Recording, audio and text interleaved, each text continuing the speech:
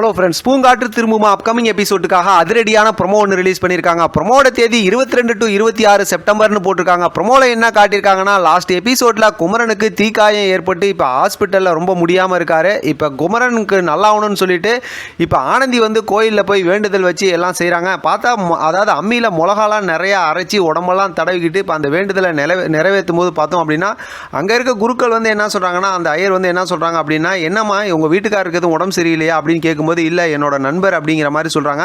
கூட பார்த்தா குணவதியும் இருக்கிறாங்க. இப்போ அவங்க என்ன சொல்கிறாங்க அப்படின்னா, இந்த மாதிரி ஒரு கஷ்டமான வேண்டுதல்லாம் வீட்டுக்காரருக்கு மனைவி செய்ய வேண்டியது, நீங்கள் செய்கிறீங்களே அப்படிங்கிற மாதிரி சொல்லும்போது, இருந்தாலும் வந்து பார்த்தோம்னா இப்போ ஆனந்தி அந்த வேண்டுதலை நிறைவேற்றுறாங்க. அந்த தீச்சட்டியை கையில் வாங்கிடுறாங்க, உடம்பெல்லாம் அந்த மிளகாவை தடவிக்கிறாங்க. இப்போ குணவதிக்கு ஒன்றுமே புரியல. என்னன்னு கேட்கும்போது, இல்லை எப்படியாவது குமரன் சாவருக்கு நல்லா ஆகணும், வேண்டுதலை பாதியில் நிறுத்தினா அது ரொம்ப ஆபத்தாயிடும் அப்படிங்கிற மாதிரி இப்போ அவங்கள வீட்டுக்காரராக மனசார ஏற்றுக்கிட்டு தான் அந்த அதாவது வேண்டுதலை நிறைவேற்றுறாங்கன்னு நினைக்கிறேன். ப்ரொமோ சும்மா சூப்பரான ப்ரொமோ அப்படின்னு சொல்லலாம். பார்க்கலாம் அடுத்து என்ன நடக்குதுன்னு. இதை பற்றி உங்களோட கருத்து கமெண்ட் பாக்ஸில் தெரியப்படுத்துங்க. தொடர்ந்து ஆதரவு கொடுங்க. தேங்க்யூ ஃப்ரெண்ட், தேங்க்ஸ் ஃபார் வாட்சிங்.